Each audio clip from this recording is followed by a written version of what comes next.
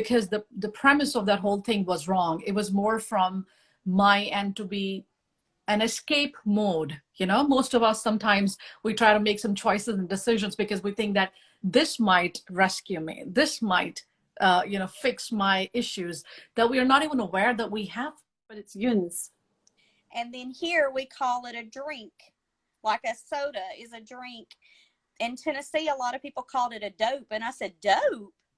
Oh. And a lot of them did.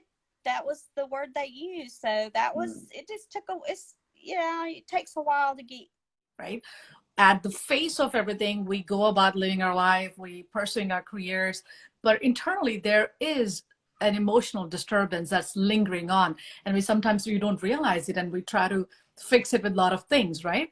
So when the marriage ended, I got into some of those, and I have a little Pittsburgh connection that I'm going to share because there we go. Pittsburgh has to come up, at least once, usually in a success journey interview.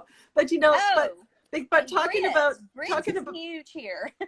What's huge there? Massive mental health issue, which I didn't even know what exactly meant, because back in India, I was in this environment with my family around and everybody around, and here I was alone, nobody, literally in a small little apartment, trying to figure out what the hell am I going to do here, from people love grits. Yes. But my husband, being from Tennessee, does not like them. He calls them buckets of sand.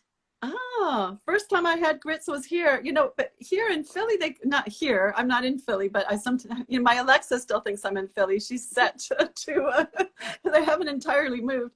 A country that I grew up in to the country that I have freaking no friends to really share my feelings with.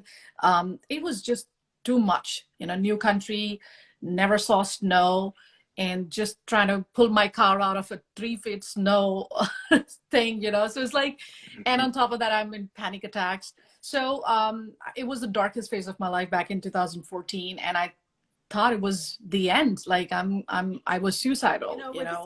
They call it soda. I grew up with pop here in Canada. Heard with that soda one. In Philly, but in Pittsburgh it's pop, not soda. So it's and then you go up to New York, it's pop, not soda. I think it depends really on. It depends on where you are, where you're at, and yeah. But sometimes those little changes of accent and